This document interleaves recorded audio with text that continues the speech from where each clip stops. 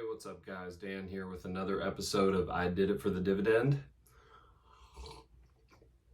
And today's video is exciting. I'm trying to get it out as close to real time as possible as far as my latest stock purchase. I just initiated a new position and this company has been on my watch list for 3 years. I've been waiting and waiting for the right entry point. Today I finally pulled the trigger about 3.5 hours prior to the filming of this video. And I know a lot of YouTubers in the finance space will try to get their subscribers to sign up to a Patreon to see their real-time buys and sells. I'm not going to do that. Your subscription and smashing the like button is enough for me to be compelled to share these things with you as best I can, as close to real time as possible. So with that being said, let's get right into it. This company is in the healthcare sector. It is Medtronic PLC, ticker symbol MDT. And this is a $108 billion by market cap company. Morningstar has a fair value estimate of $112 a share, and CFRA's 12-month price target is actually right there too, right at $112 a share. Current price is $77.93. That gives us just over a 30% undervaluation relative to those $112 fair value estimates. That's a deep discount for this company.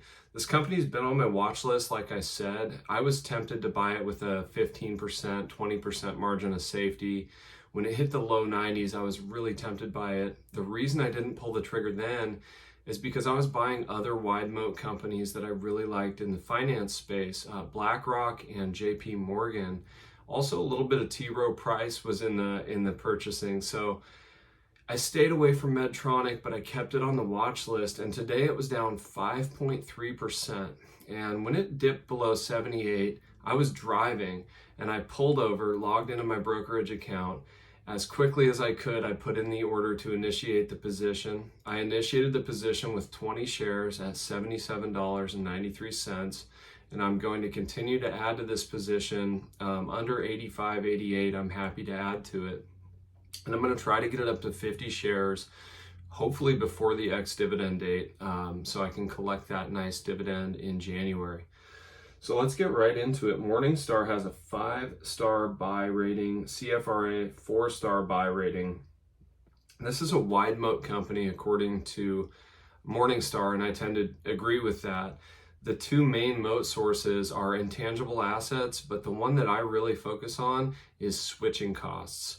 This is a medical devices company, and once the surgeons and specialists are trained on a certain device, they're not inclined to, after 10 or 15 years of success with one device, want to switch to a new one just because it's new.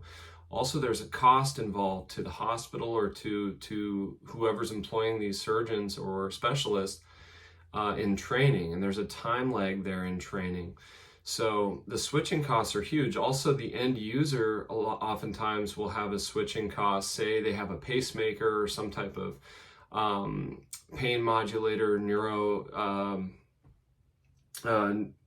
neuroscience product or some diabetes product that monitors blood sugar. They're not going to want to go through the pain of having that unit switched out. It's a medical procedure.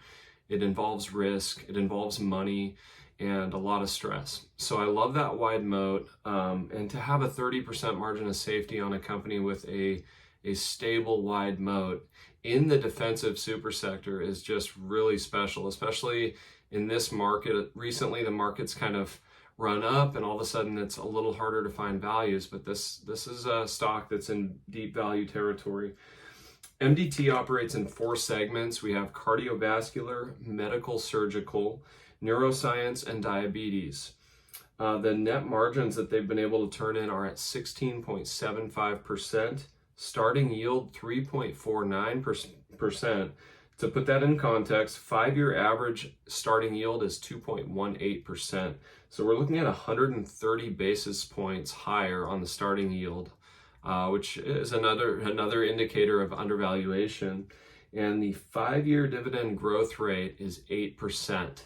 That gives us a dividend factor of 11.5. Anything over 10 is excellent. The risks to me that I have to consider are cuts to Medicare reimbursement for device-related procedures. That's a thing. Litigation, of course, there can be suits on these companies. No company is immune to it. We saw Johnson & Johnson go through it. We've seen Pfizer and Merck.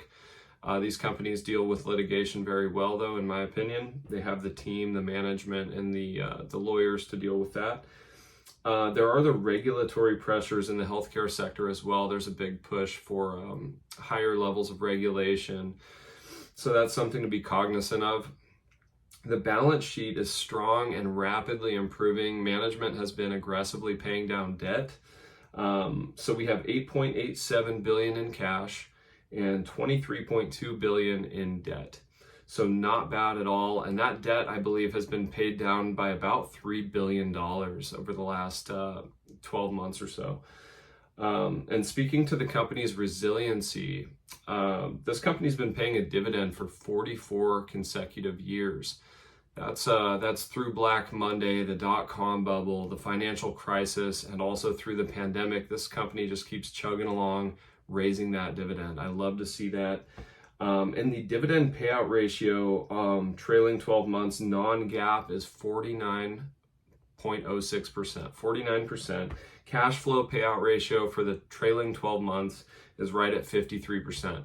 So the dividend looks to be very safe. It has room to grow. And I think it's very compelling here at these levels. It should be worthy of taking a look at. If you haven't already, definitely consider, if you need exposure to healthcare, look at this company. This is not financial advice. I'm not a licensed financial advisor, but this is a great company to take a look at. And that does it for this episode. Please smash the like button, subscribe if you haven't already, and ring that notification bell so you never miss an episode. And I'll see you guys in the next one.